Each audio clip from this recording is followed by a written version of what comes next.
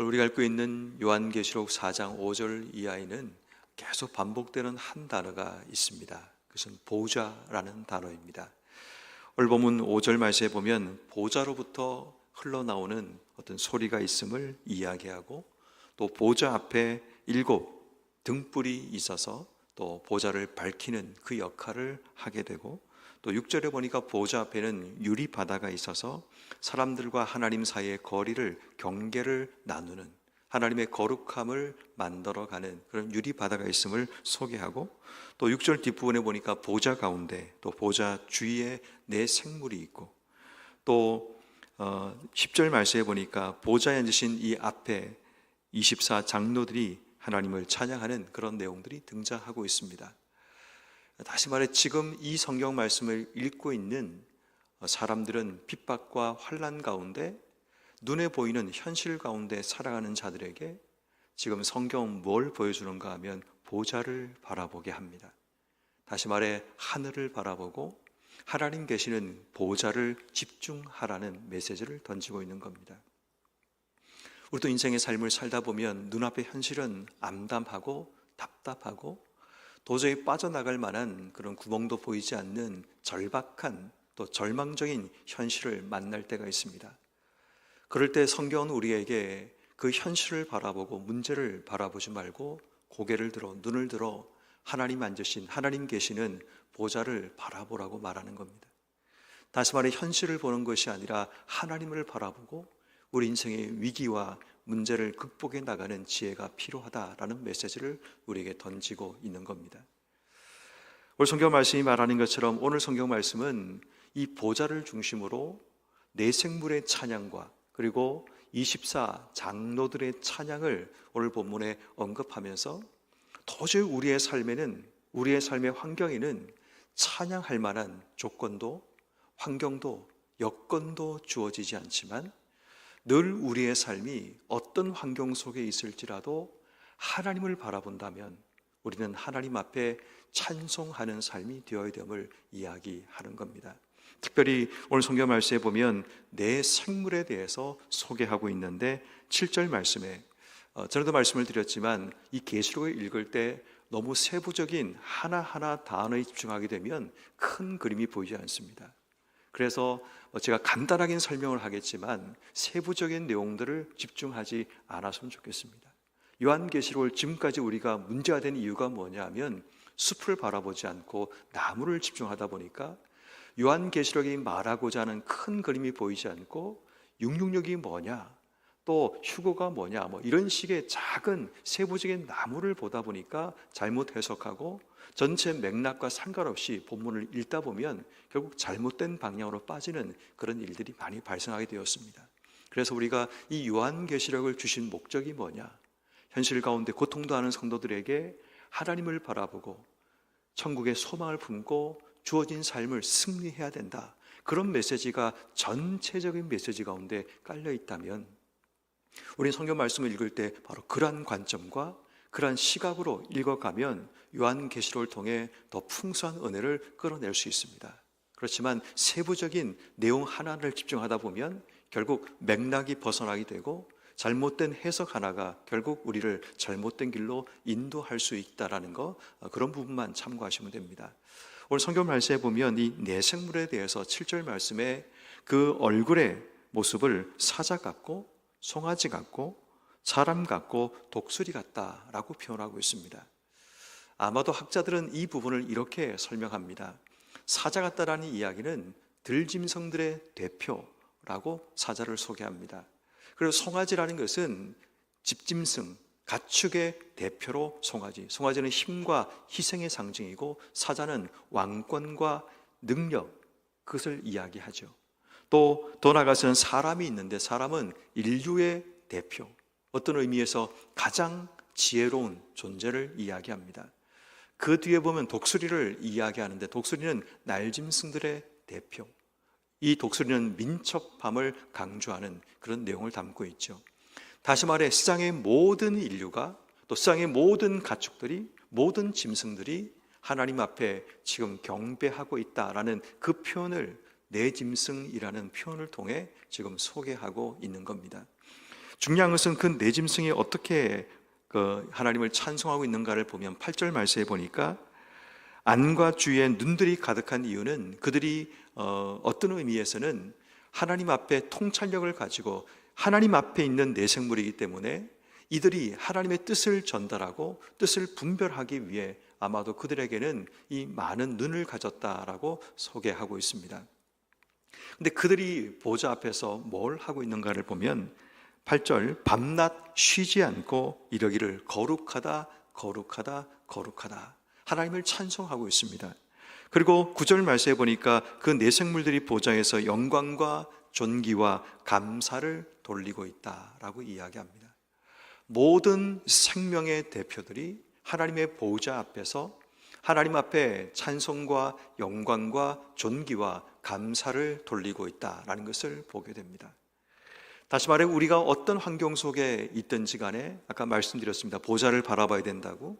그리고 보좌를 바라볼 뿐 아니라 모든 생물들이 하나님을 찬송해야 된다라는 것을 이야기하는 겁니다.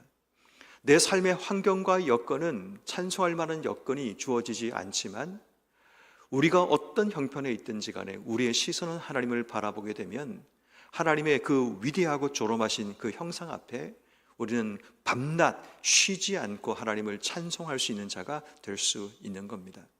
자, 그리고 그 뒤에 보니까 24장로들을 소개하는데 어제도 말씀드렸지만 24장로들은 핍박 가운데 승리한 성도를 의미한다라고 말씀을 드렸습니다. 왜냐하면 그들에게는 흰 옷을 입고 구원받은 상징인 흰 옷을 입고 있고 머리에는 금관이 씌워져 있다, 면류관이 씌워져 있음을 이야기합니다. 근데 오늘 본문에 보면 24장로들이 엎드려서 하나님을 경배하는데 특이한 행동 하나를 하게 됩니다. 10절 말씀에 자기의 관을 보좌 앞에 드리며 이르되 라고 얘기합니다.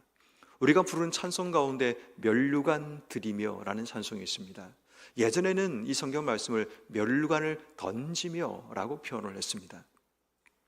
면류관이라는 것은 자기에게 씌워진 가장 영화로운 가장 영광스러운 어떤 물건이 바로 이 면류관을 의미합니다. 근데 그 면류관을 하나님 보좌 앞에 던진다라는 것은 내게 씌워진 이 면류관, 내게 주어진 쌍진 가장 큰 영예, 이 모든 것이 하나님께로 왔습니다라는 것을 의미합니다. 또 더 나아가서는 이 면류관을 하나님께 드린다라는 것은 내게 주어진 이 모든 영광이 하나님 것입니다라는 것을 고백하는 그 내용입니다.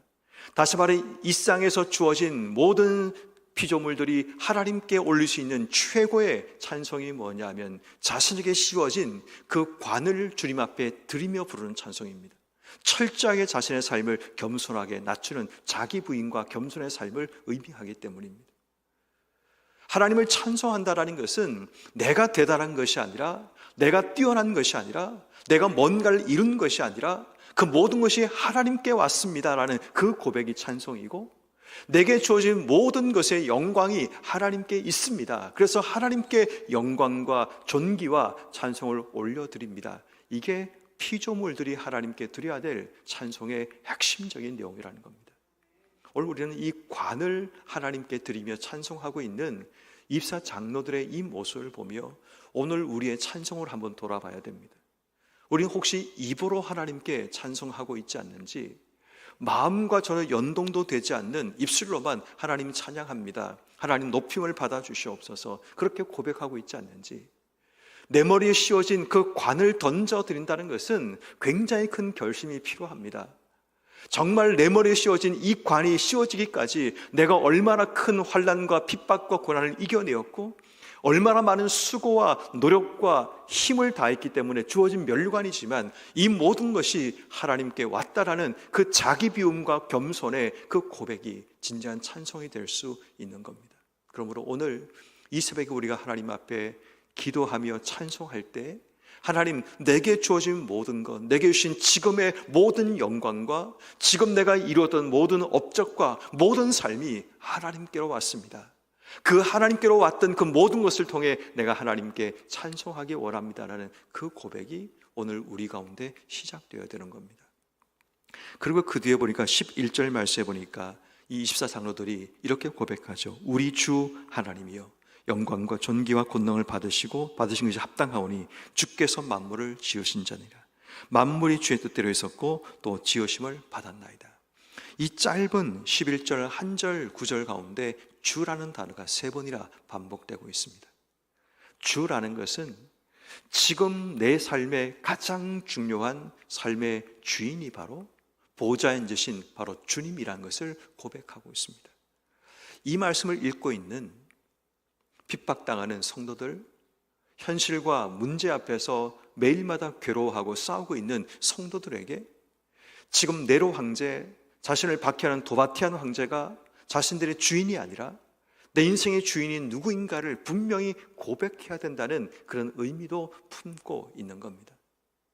다시 말해 오늘 이 성경 말씀을 읽고 있는 우리와 읽고 있는 그 당시의 성도들의 입장에서는 지금 내게 주어진 현실과 고난 가운데 그 고난과 현실이 아니라 우리의 삶이 바라봐야 될 것은 보좌 하늘이고 그 하늘에 계신 바로 하나님을 바라보는데 그 하나님이 누구냐 하면 우리의 삶의 주인이라는 것을 이야기하는 겁니다.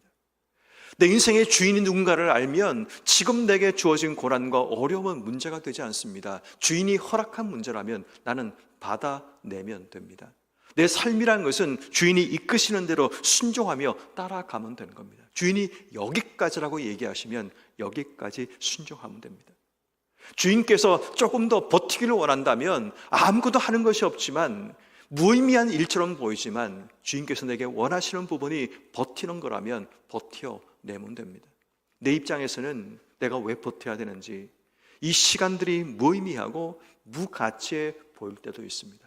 그렇지만 때로는 하나님께서 버티는 것, 견디는 것, 그거 하나면 충분하다라고 말씀하십니다. 저도 말씀을 드렸지만 저는 구약 성경을 읽을 때마다 아브라함을 읽을 때마다 참 이해가 안 되는 부분이 있습니다. 아브라함의 스토리를 쭉 보면 아무것도 업적이 없습니다. 단지 하나, 자기의 아들 이삭을 이 땅속에 낳은 것밖에 없습니다. 그도 100세의 나이에 이삭을 낳은 것. 하나님께서 드리라고 할 때 이삭을 하나님께 드린 것, 물론 그것은 정말 어렵고 쉽지 않은 일이 분명히 맞습니다. 그런데 왜 아브라함이 믿음의 조상이 되고 모든 유대인들의 또 모든 사람들의 영적인 아브라함의 자손이라는 것이 그렇게 영광스러운 것이 되었을까? 그가 뭐 위대한 업적을 만들어냈고 그가 하나님을 위해서 큰 일을 했던 것이 아님에도 불구하고 왜 그렇게 될 수 있는가 생각해 보면 75세 갈대아우를 떠나서 하나님의 약속의 땅에 들어가서 그가 한 일이라고는 버틴 것밖에 없습니다. 아들을 줄 때까지 버텼고 그 약속의 땅을 얻기까지 버텼던 것, 그 버티고 견뎌낸 것 그 하나가 하나님을 믿었다라는 그 하나님의 믿음으로 인정하셨고 그것이 그에게 의가 되어 그의 자손을 통해 아름다운 하나님 나라 이스라엘 백성이 만들어지는 그 일들이 일어나게 된 겁니다. 그럼 성도 여러분, 우리는 이 환난과 어려움의 쌍 가운데 때로는 진리가 무너지고 정의가 사라져버린 이 쌍을 살아가는 우리에게 때로는 하나님이 버텨라, 견뎌라. 비록 합당하지 않아도, 비록 내 마음에 들지 않아도 버티고 견뎌내면 그 안에 내 뜻이 있고 내가 원하는 길이 있다는 것을 우리에게 말씀하기도 하는 겁니다. 그러므로 오늘 이 땅의 삶을 사는 우리에게 주시는 하나님 말씀이 있습니다. 첫 번째는 보좌를 바라보며 우리의 삶이 밤낮 쉬지 않고 하나님을 찬송했던 바로 내 생물들처럼 또 24 장로들처럼 오늘 내 삶의 현실과 내 삶의 문제와 상관없이 우리의 시선이 하나님을 바라보며 하나님을 찬송할 수 있기를 주의 이름으로 축원합니다.